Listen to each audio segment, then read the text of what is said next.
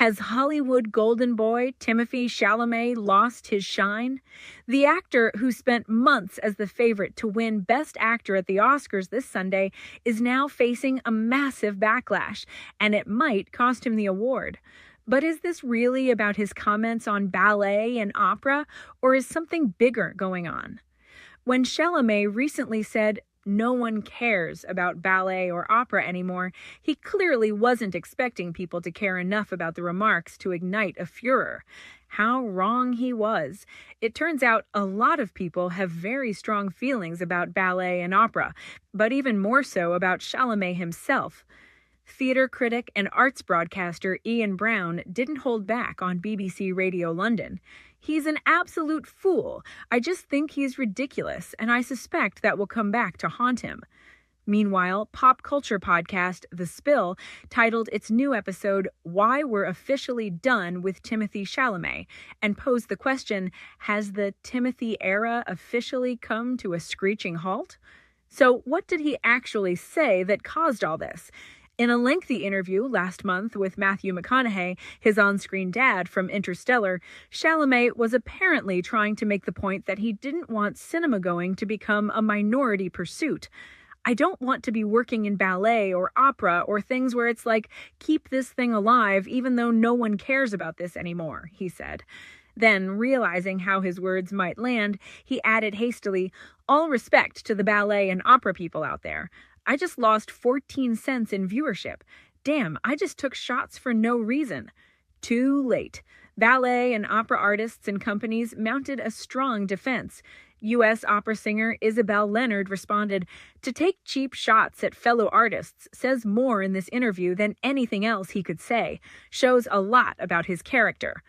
Some companies smartly capitalized on the attention, with Seattle Opera offering 14% off tickets to Carmen using the promo code Timothy. "Timmy, you're welcome to use it too," they said. That's how you turn controversy into marketing gold. Now, there may have been some basis in Chalamet's point, whether you like how he said it or not. An official survey of arts attendance in the U.S. showed that just 0.7% of the population went to the opera at least once in 2022, down from 2.2% in 2017. Ballet and other live dance declined from 8.2% to 4.7% over the same period. So the numbers do show declining attendance, but saying no one cares about art forms that millions of people dedicate their lives to was never going to go over well. The timing of his comments probably played a part in the backlash, with the Oscars fast approaching, and Chalamet nominated for Best Actor for Marty Supreme. His remarks started attracting attention early last week, and the reactions snowballed as the week went on, coinciding with the end of Oscar voting. His biggest fan account, Club Chalamet, claimed it was a smear campaign to dent his chances, but was it really a coordinated attack or just an ill-timed comment that caught fire? According to Variety's London bureau chief Alex Rittman, the controversy peaked after Oscar voting closed, so probably won't have any great impact on the outcome. However, the tide was already turning against Chalamet in the Oscars race after he failed to win two of the biggest warm-up prizes at the BAFTAs and the Actors Awards. It's about the momentum as you get into the last leg. It was obviously a frontrunner for a very long time, and then when all the different award ceremonies start happening back-to-back, you get a lay of the land. But not everyone has turned on him. Raina Azim, awards editor for Movie Marker magazine, is on Team Timothy. "I think it's good that Timothy has said something interesting instead of the same bland, safe answers that many actors give. He's really good with his fans, he's a great actor, and I think he's still an interesting actor, and I would hate to see that killed off because some people on the internet have a go at him."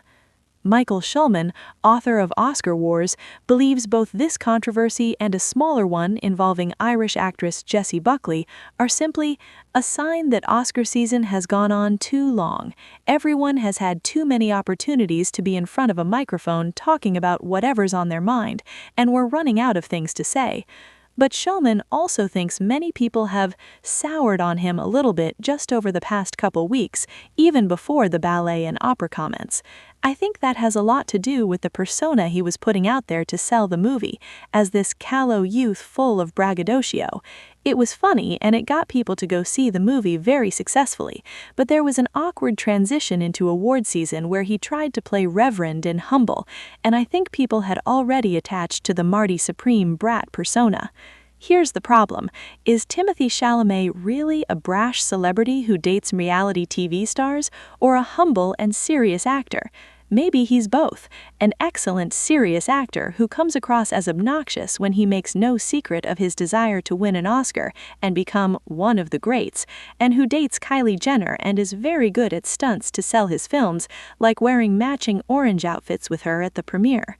The Marty Supreme press events succeeded in attracting attention, but may have backfired. People are confused about who he actually is, and that confusion isn't helping him win awards. Other factors may also be affecting the Oscar race more than the ballet comments. There's unease over reports that a 17-year-old was cast to play a sex worker in a previous film from Marty Supreme director Josh Safdie, although the director was reportedly unaware of her age after the scene was shot. There's also been a swing of support towards Sinners, especially after the BAFTAs, when the film's stars Michael B. Jordan and Delroy Lindo were praised for their composure after a guest with Tourette's involuntarily shouted a racial slur while they were on stage. According to prediction site Gold Derby, Michael B. Jordan's chances of winning Best Actor on Sunday are now more than 50%, with Chalamet at 34%. The former frontrunner has fallen significantly. But he still could win, Schulman says, and that's the truth.